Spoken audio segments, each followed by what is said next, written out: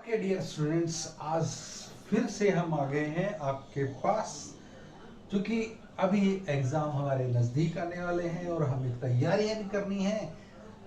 तो science, junior science के अंदर आज हम चैप्टर वन जिसका नाम क्या है बताइए? क्रॉप प्रोडक्शन एंड मैनेजमेंट, जिसका क्वेश्चन बैंक मैं आपके लिए लेके आया हूं और बहुत मजा आने वाला है। हम सब लोग मिलकर इसको करेंगे और इसी सीरीज में हम लोग रोज एक क्वेश्चन बैंक को लेते रहेंगे ताकि आपकी प्रैक्टिस मेरे साथ हो जाए। आपका नुकसान नहीं होना चाहिए। आप घर बैठे हैं तो भी आपको पढ़ना है मेरे साथ। चलिए आइए चलते हैं।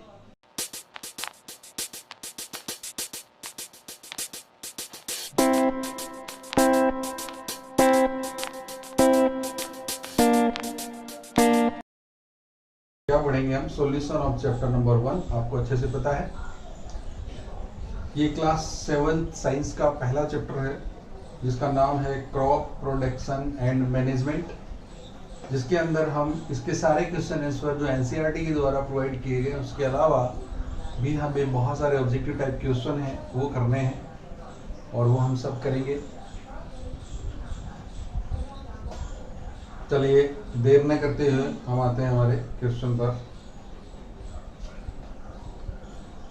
तो यहाँ आपकी स्क्रीन पर पहला क्वेश्चन आपके सामने आ गया है, देखिएगा।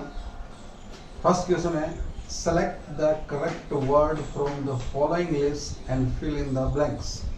यहाँ पर आपको एक क्वेश्चन दिया गया है, नीचे कुछ वर्ड दिए गए हैं, plot, water, crop, nutrients and preparation. इन सभी को हम लोगों को क्या करना है, जो ये खाली स्थान है, ब्लैंक्स हैं, उनको हमें फिल करना है। तो पहला नंबर पे जो आपके आ रहा है वो है, पहला क्वेश्चन पढ़िएगा। The same kind of plants grow and cultivate on a large scale eight a place is called. एक बड़े स्थान पर बहुत सारे पेड़ पौधे यदि लगाए जाते हैं तो उनको हम क्या नाम दे सकते हैं? What is the answer of this question number 1? तो यहाँ पर ऊपर दिए हुए जो आपके पास शब्द हैं, इन्हीं में से आपको ढूंढना है। तो पहले में आपके पास यहाँ आएगा तो ये वाला क्रॉप, तो यहाँ लिखेंगे हम क्रॉप। ओके, नेक्स्ट क्वेश्चन की तरफ बढ़ते हैं। चलिए नेक्स्ट क्वेश्चन देखते हैं। The first step before growing crops. Crops को उगाने के लिए फर्स्ट स्टेप क्या होगा? सबसे पहले यदि क्रॉप उगाना जा रहे हैं हम लोग तो सबसे पहले हमें क्या करना होगा उसकी बात है। तो यहाँ ऊपर दिए हुए शब्दों में फ्लॉट है, वाटर है, क्रॉप हम ले चुके हैं, न्यूट्रिएंट्स और प्रिपरेशन हमारे पास बचा है। तो सबसे पहले हम क्या करेंगे? प्रिपरेशन करेंगे। तो आपका उत्तर होगा प्रिपरेशन। देखिए, प्रिपरेशन ऑफ सॉइल सबसे पहले हम करेंगे, उसके बाद ही जो है क्रॉप प्रोडक्शन का काम शुरू करेंगे। जब तक आपकी भूमि साफ नहीं होगी, तैयार नहीं होगी, रेडी नहीं होगी उसके लिए, तब तक हम उसमें क्रॉप प्रोडक्शन नहीं कर पाएंगे। ओके, तो ये तो क्वेश्चन। नेक्स्ट क्वेश्चन पे हम आते हैं। सी, देखिएगा आपकी स्क्रीन पर आ गया है। वही ऑप्शन आपको देखने हैं जो पहले आपको बताए थे, मैं आपको बता दूंगा। ऊपर लिखे हुए मैंने ऑप्शन, वो ऑप्शन यहाँ पर भी हैं, जिनमें से हमने क्रॉप ले लिया, क्रॉप ले चुके, प्रिपरेशन ऑफ सॉइल ले चुके, बचा हमारे पास प्लॉट, वाटर एंड न्यूट्रिएंट्स। देखिएगा बहुत सिंपल है, क्योंकि ये आंसर दिए हुए हैं तो उनका उत्तर ढूंढने में आपको दिक्कत नहीं होगी। एनसीईआरटी का ये पहला क्वेश्चन ही आपकी बुक का। Damaged seeds would fill the blanks on top of water. तो इस खाली ब्लैंक में हम क्या लिखेंगे? ऑन टॉप ऑफ वाटर, यानी कि यदि आप कोई डैमेज सीड्स को पानी में डालेंगे तो क्या होगा? अरे क्या होगा? They will be float. यदि डैमेज होगा तो क्या होगा? वह फ्लोट करेगा और पानी में ऊपर तैरने लगेगा। तो ये फ्लोट भी आपका गया। अब नेक्स्ट क्वेश्चन है आपके पास, for growing a crop sufficient sunlight and, आपके पास फिर खाली स्थान आ गया, एंड फिर से ब्लैंक आ गया, from the soil are essential. Crop को उगाने के लिए सफिशिएंट सनलाइट और किस किस चीज़ की जरूरत पड़ेगी? तो हमारे पास बहुत सारी चीज़ें हैं, तो इसमें हम भरेंगे। तो देखिए कैसे भरते हैं, वाटर एंड न्यूट्रिएंट्स। न्यूट्रिएंट्स। तो जल और पोषक तत्वों की हमें आवश्यकता पड़ेगी। तो ये आपका पहला क्वेश्चन था। तो आपका पहला क्वेश्चन कंप्लीट। क्वेश्चन नंबर 2 पर आइए, क्योंकि फटाफट करना है हमें, आपको पहले से बहुत कुछ आता है, किया भी आपने। Match item in column A with those in column B. A और बी को जो दो कॉलम दिए हुए हैं, इस तरह के क्वेश्चन आते हैं हमारे पास कॉलम मिलान करने वाले। तो इन दोनों को मिलान करना है आपको, ठीक है।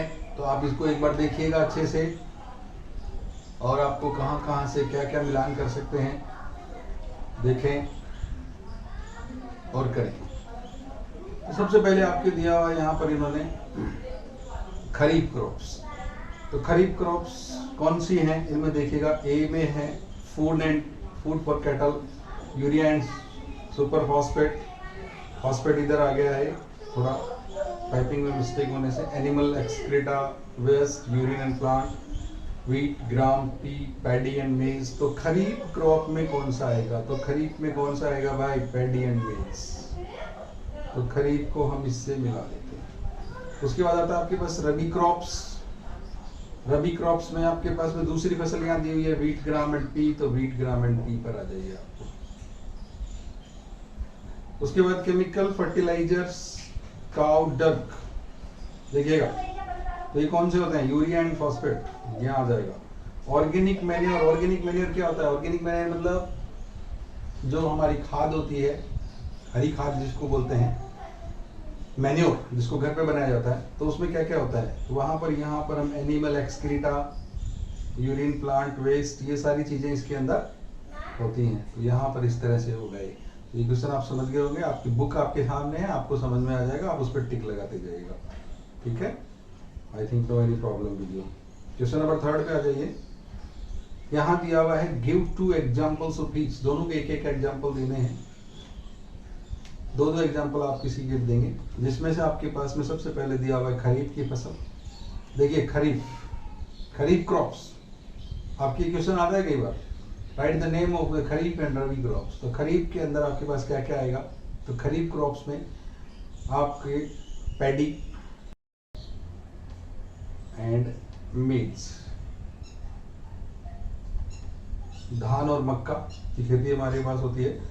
रबी क्रॉप्स में आ जाइए। तो रबी क्रॉप्स में आपके पास में अभी थोड़ी देर पहले हमने देखा था, क्वेश्चन में था व्हीट एंड ग्राम, ठीक है। तो ये आपके आंसर हो जाएंगे यहाँ पे। क्वेश्चन नंबर 4 में आ जाइए। 4 आपको क्या कहता है? Right a paragraph in your oven words on each the following. इनके ऊपर आप एक पैराग्राफ लिखेंगे। तो इसमें पैराग्राफ में आपके पास दिए हुए हैं प्रिपरेशन ऑफ सॉइल, दूसरा दिया हुआ सॉइंग, तीसरा वीडिंग और फोर्थ है थ्रेसिंग। तो चलिए, प्रिपरेशन ऑफ सॉइल में क्या होता है? जैसे आपको बताया था मैंने, खेती करने से पहले हमें फसल को प्रिपेयर करना पड़ता है। प्रिपेयर किस लिए? ताकि we grow the crops and better we take the better crops from the field. So at first we will prepare our soil before cropping the different type of plants. तो ये लीजिए क्या आता है प्रिपरेशन ऑफ सॉइल में न? इसमें क्या क्या करते हैं? प्रिपरेशन ऑफ सॉइल में आपको पता ही है कि हम कुछ प्रोसेस करते हैं। जैसे हम टिलिंग की प्रोसेस करते हैं। टिलिंग का मतलब होता है हल चलाना, ठीक है। और उससे पहले losing the soil, losing and turning the soil, आपको याद होगा, losing and turning the soil. मिट्टी को अल्टा पल्टी करनी है ताकि जो है हमारी रूट्स जो हैं वो गहराई तक जा सकें आसानी से, और हमारे प्लांट अच्छे से हेल्दी पैदा हो सके। तो ये तो था प्रिपरेशन ऑफ सॉइल। नेक्स्ट आपके पास में है सोइंग। सोइंग का मतलब होता है बीज जो आपके पास सीड्स हैं, उन सीड्स को आपको खेत के अंदर लगाना है। कहते हैं तो क्या कह सकते हैं? The process of putting seeds into the soil, तो मिट्टी के अंदर जब हम बीज लगाते हैं उस प्रोसेस को क्या कहते हैं, सोइंग कहते हैं। तो सोइंग प्रोसेस समझ में आ गई आपको। उसके बाद नेक्स्ट में हमारे पास आता है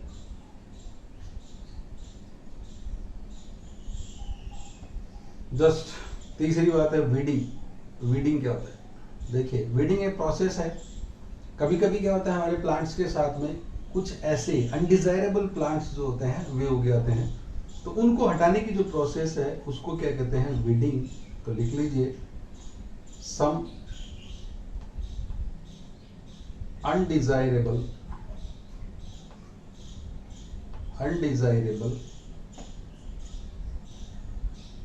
या unwanted plants grows in our field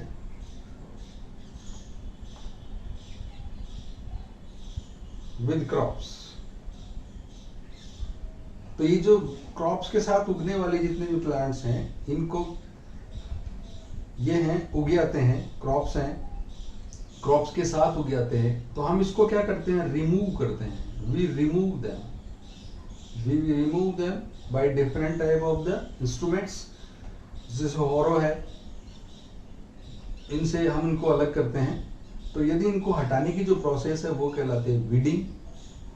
तो undesirable plants and unwanted plants which are known as weeds, और उनको क्या कहते हैं, वीड्स कहते हैं। और इन्हीं वीड्स को हटाने की जो प्रक्रिया है उसको कहते हैं weeding. Unwanted and undesired plants को हटाना क्या कहलाता है, वीडिंग कहलाता है।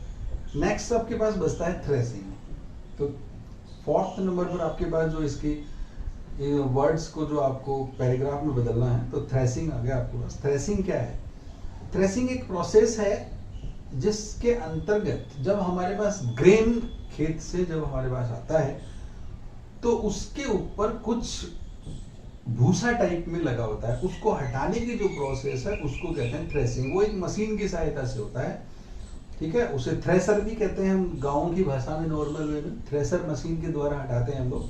तो क्या कहते हैं, तो लिख लीजिए, द प्रोसेस ऑफ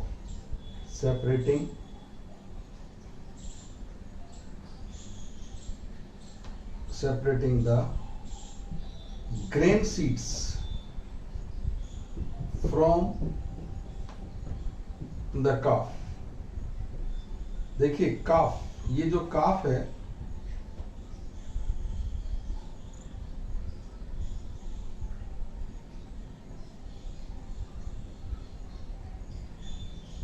काफ है,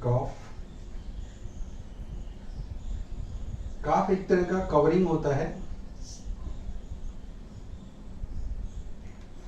तो रिमूविंग द, जो आप हम उसको हटाएंगे, काफ जो है उसको हटाने की जो प्रोसेस है वो थ्रेसिंग कहलाती है, और ये एक मशीन के द्वारा होती है जिसका नाम थ्रेसर बोलते हैं। ये तो था आपका पैराग्राफ राइटिंग वाला काम। अब हम पैराग्राफ राइटिंग के बाद में नया क्वेश्चन लेते हैं। Question number 5 there. Question number 5 क्या कर रहा है, how explain how fertilisers are different from the manure. Fertilisers जो है वो किस तरह से मैन्योर से डिफरेंट है, यानी कि मैन्योर और फर्टिलाइजर दोनों डिफरेंट है। देखो दोनों एक साथ काम आते हैं, यानी कि मैन्योर भी हम खेत के रूप में, खाद के रूप में काम में लेते हैं, और फर्टिलाइजर भी ऐसे हैं जिनको खाद के रूप में काम में लिया जाता है, लेकिन फिर भी दोनों में बहुत अंतर है। देखिए जो फर्टिलाइजर होते हैं, हम ये भी कह सकते हैं ये टोटल जो है इनऑर्गेनिक साल्ट होते हैं, उसके साथ साथ में मैन्योर जो है हमारे नेचुरल सब्सटेंस हैं, और ये डिकम्पोजिशन के द्वारा बनते हैं, यानी कि जो हमारे घर के अंदर काऊ डग है या विभिन्न प्रकार का कोई कूड़ा कचरा है, हमारे किचन से निकली हुई सब्जी के पार्ट्स हैं, उन सब चीज़ों को यदि इकट्ठा करके हम कहीं एक जगह डालने लग जाएं, आपने देखा होगा गाँव के अंदर गोबर को उठा उठा के डालते रहते हैं, इकट्ठा करते रहते हैं, तो वो मैन्योर बन जाती है, लास्ट में वैसे खेत में डाल देते हैं। तो इसका मतलब ये क्या होता है, ये नेचुरल सब्सटेंस होता है।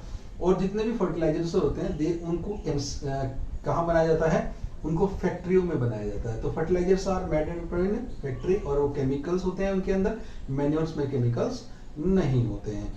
फर्टिलाइजर के अंदर ओनली न्यूट्रिएंट्स होते हैं। क्या होते हैं? ओनली न्यूट्रिएंट्स होते हैं। और मैन्योर के अंदर जो है खासियत ये है कि इसमें ह्यूमस की मात्रा ज़्यादा होती है, और यदि ह्यूमस की मात्रा ज़्यादा होगी तो निश्चित रूप से हमारी मिट्टी जो है या सॉइल है उसकी फर्टिलिटी बढ़ती है। क्या बढ़ती है? फर्टिलिटी बढ़ती है। तो फर्टिलिटी बढ़ेगी उससे, तो ये फर्टिलिटी बढ़ती है उससे। तो ये तो हो गया आपका इनके बीच में difference. Next question, question number 6, what is irrigation? देखिए इरिगेशन क्या है, व्हाट इज इरिगेशन? बहुत बढ़िया क्वेश्चन है। इरिगेशन हिंदी में कहते हैं सिंचाई करना। नाम से पता चल गया होगा कि यदि हम खेतों में क्या डालते हैं, पानी देते हैं, तो उसे कहते हैं इरिगेशन प्रोसेस। फसल को पानी देने की जो प्रोसेस है वो क्या कहलाती है? इरिगेशन कहलाती है। ठीक है, तो इरिगेशन क्या है?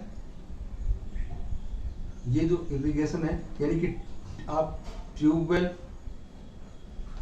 या कोई स्प्रिंकलर सिस्टम है आपके पास, या किसी पॉन्ड से आप वाटर डालते हैं, उसे कहते हैं इरिगेशन। पेड़ पौधों को पानी देना इरिगेशन कहलाता है।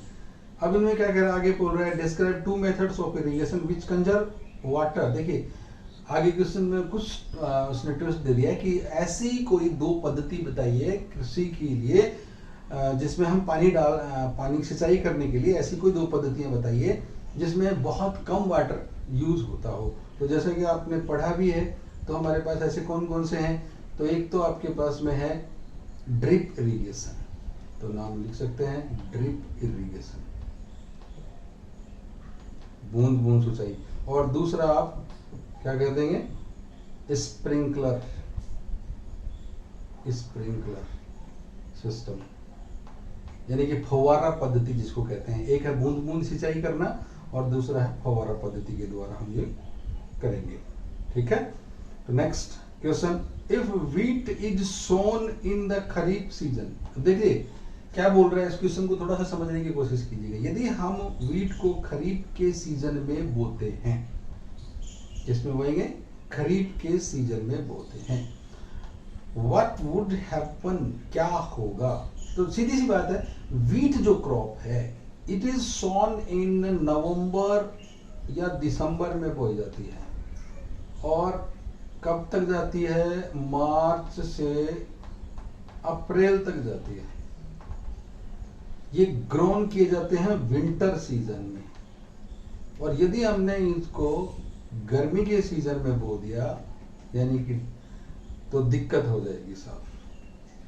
क्या होगा? खरीफ, तो सीधी सी बात है, होगा क्या? फसल अच्छी नहीं होगी, प्रोडक्शन डिक्रीज हो जाएगा। Production will be decrease, production will be decrease, production कम हो जाएगा। तो जिस मौसम में जो फसल उगानी चाहिए वो उसी मौसम में उगनी चाहिए, ऐसा नहीं है कि दूसरे मौसम में उसे उगा दें हम लोग। ठीक है, नेक्स्ट क्वेश्चन है, explain how soil get affected by the continuous plantation of crops in a field. देखिए अब क्या कह रहा है, ये जो मिट्टी है वो किस तरह से प्रभावित होगी यदि एक ही तरह की फसल हम उसमें लगाते रहें। बिल्कुल सही बात है, लेकिन यदि मिट्टी में एक ही तरह की फसल लगाते रहोगे, आप सोचो तो उसको एक ही तरह के न्यूट्रिएंट्स की आवश्यकता पड़ेगी, और वो एक ही तरह का न्यूट्रिएंट्स बार बार यूज करती रहेगी, तो उसका रिप्लायंस कैसे होगा, वो वापस कैसे बनेगा? यानी कि उसके लिए हमें कुछ समय के लिए भूमि को छोड़ना पड़ता है, और हम भूमि को छोड़ ही नहीं रहे, और नहीं छोड़ रहे तो दिक्कत होगी। तो उस पर भी सेम ही असर पड़ेगा। ठीक है, यदि हम एक ही तरह के फसल उगाएंगे, कंटिन्यूअस प्लांटेशन करेंगे, तो क्या होगा? बिल्कुल उनको न्यूट्रिएंट्स की कमी हो जाएगी। किस चीज की कमी हो जाएगी? पौधों में न्यूट्रिएंट्स की कमी हो जाएगी, और यदि न्यूट्रिएंट्स की कमी हो गई तो निश्चित रूप से आपके क्रॉप प्रोडक्शन पर असर पड़ेगा, और आपका क्रॉप प्रोडक्शन वो क्या होगा? लो होगा, लो, कम होगा, और हो सकता है कि कंप्लीट ही ना हो, कभी कभी फसल ही आपको नुकसान पहुंचा देगी। Next question, what are weeds? What are weeds, how can we control them? हम उन्हें कैसे कंट्रोल कर सकते हैं? तो वीड्स क्या है? तो वीड्स के बारे में अभी थोड़ी देर पहले जस्ट ऊपर बात हुई थी हमारे पास कि वीड्स क्या है। तो वीड्स जो है वो अनवांटेड एंड अनडिजायरेबल प्लांट्स हैं जो कि हमारी फसल के साथ उग सकते हैं और वो कंपटीशन करते हैं एयर के लिए, लाइट के लिए, वाटर के लिए, न्यूट्रिएंट्स के लिए, और हमारी फसल को वो ग्रोथ नहीं करने देंगे। तो वीड्स को कंट्रोल करना, कैसे कंट्रोल करेंगे? तो वीड्स को कंट्रोल करने के लिए वीडीसाइड्स का इस्तेमाल करेंगे। किसका इस्तेमाल करेंगे? वीडीसाइड्स का इस्तेमाल करेंगे। वीडीसाइड्स एक तरह की दवाई है जो कि खेतों में स्प्रे की जाती है और उससे क्या होता है, जितने भी वीड्स होते हैं वो मर जाते हैं, तो उनको किल कर देते हैं वीडीसाइड्स। तो उनका यूज हम करेंगे। ओके, नेक्स्ट क्वेश्चन, आपके बुक में एक लास्ट में क्वेश्चन दिया हुआ जिसमें लिखा हुआ कि arrange the following boxes in proper order, make a flow chart of sugar cane crop production. तो आप उसको एक किस तरह से अरेंज करेंगे? तो आपकी बुक में आप देखिएगा उसको कैसे दिया हुआ है। आपकी बुक में दिया हुआ है, सबसे पहले दिया हुआ है seeding crops to sugar factory, ठीक है। नेक्स्ट आपको दिया हुआ है इरिगेशन दिया हुआ है, थर्ड वन पे आपको दिया है सोइंग दिया हुआ है, फिर प्रिपरेशन ऑफ सॉइल दिया हुआ है, प्लॉइंग ऑफ द फील्ड दिया हुआ है और मैन्यूरिंग दिया हुआ है। तो इनको कैसे स्टार्टिंग से और लास्ट तक आपको सेट करना है? तो नंबर 1 पर आपके पास में आएगा, सबसे पहले आपको ध्यान है प्रिपरेशन ऑफ सॉइल आएगा, प्रिपरेशन ऑफ सॉइल 2 नंबर पर आपको आएगा। फिर उसके बाद हम क्या करेंगे? हल चलाएंगे भाई, प्लॉइंग। और तीसरे नंबर पर हम क्या करेंगे? बीजों को बोएंगे तो सोइंग आ जाएगा। चौथे नंबर पर हम करेंगे मैन्योरिंग, खाद देंगे। और 5वें नंबर पर फिर हम करेंगे इरिगेशन, इरिगेशन, ठीक है। तो इस तरह से ये चलेगा। तो ये आपका फैक्ट्री में, और इरिगेशन के बाद आपके पास आएगा हार्वेस्टिंग। हार्वेस्टिंग करने के बाद ही तो आप लास्ट में ले जाएंगे। फिर आप क्या करेंगे?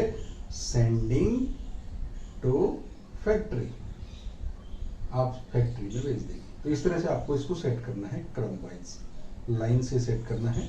और paddy can grown in, paddy कब उगाया जाता है? तो ध्यान रखिएगा, ये 4 ऑप्शन आपको दिए थे, इसमें ऑप्शन कौन सा आएगा बताइए? समर सीजन आएगा, ऑटम, रेनी सीजन या विंटर? ठीक है, तो इसका आंसर क्या हो गया? पैडी जो है वो रेनी सीजन में उगाई जाती है, क्योंकि धान की खेती जो होती है उसको पानी की बहुत ज़्यादा आवश्यकता पड़ती है, इसलिए उसे हम कब उगाएंगे? बरसात के समय में उगाएंगे। नेक्स्ट क्वेश्चन आप अपने स्क्रीन पर देख रहे हैं, जल्दी जल्दी उत्तर दीजिए। आपके पास ये 10 क्वेश्चन ही दिए हैं मैंने आपको इस तरह के। Wheat can be grown in, wheat can be grown in किस में उगाया जाता है बताइए? विंटर में, रेनी सीजन में, स्प्रिंग में, समर में? सबसे पहले व्हीट ये विंटर में उगाया जाता है साहब, तो आपका उत्तर होगा विंटर। नेक्स्ट क्वेश्चन पे चलते हैं हम लोग। नेक्स्ट क्वेश्चन आपका है, which of the following is a rabi crops? तो रबी क्रॉप्स कौन सा है इसमें? Which of the following is a rabi crops, पहला नहीं होगा, वो टिक पहले का लगा हुआ था इसलिए इस पर आ गया।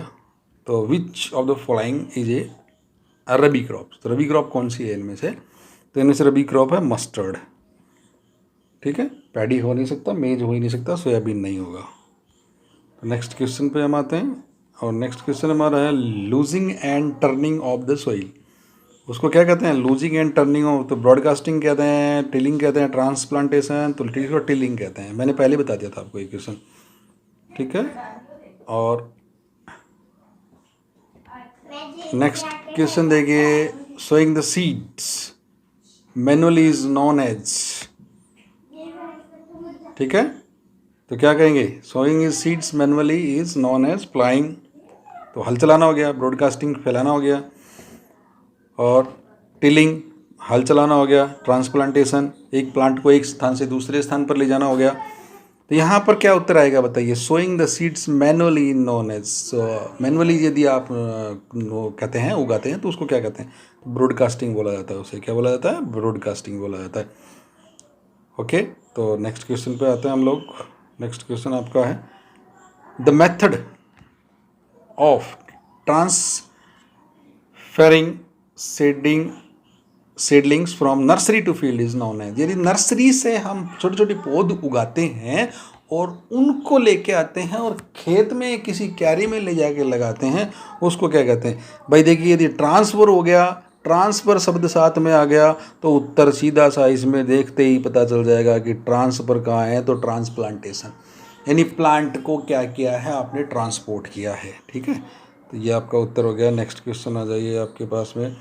Levelling the agricultural land uncultivated from 1 or more season is known as.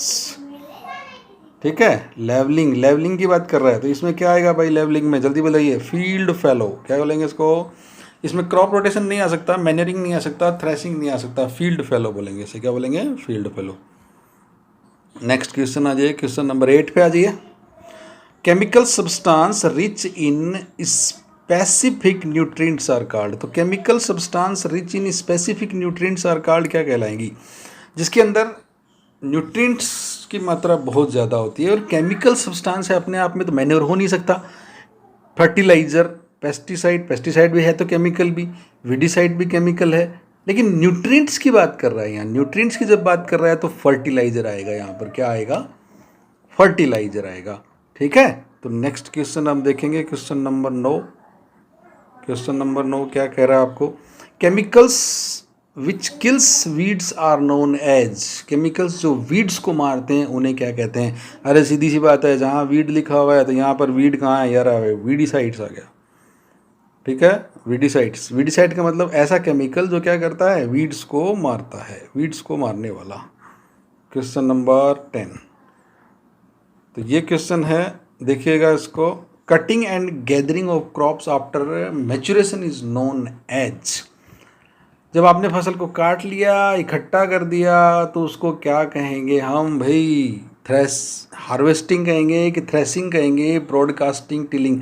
हम इसे कहेंगे हार्वेस्टिंग। ओके, तो ये डियर स्टूडेंट्स, ये था हमारा आज का क्वेश्चन बैंक। और कल का क्वेश्चन बैंक कल देखेंगे। लगातार मेरे साथ इसी तरह से बने रहिए और चैनल को लाइक, सब्सक्राइब एंड शेयर करना नहीं भूलें। मैं आपके लिए मेहनत कर रहा हूँ, दैट्स ऑल। आप इसका पूरा फ़ायदा उठाएं। मुझे बहुत अच्छा लगता है जब आप इस तरह के बहुत सारे कुछ कमेंट देते हैं। I like them. Okay, thank you, have a nice day.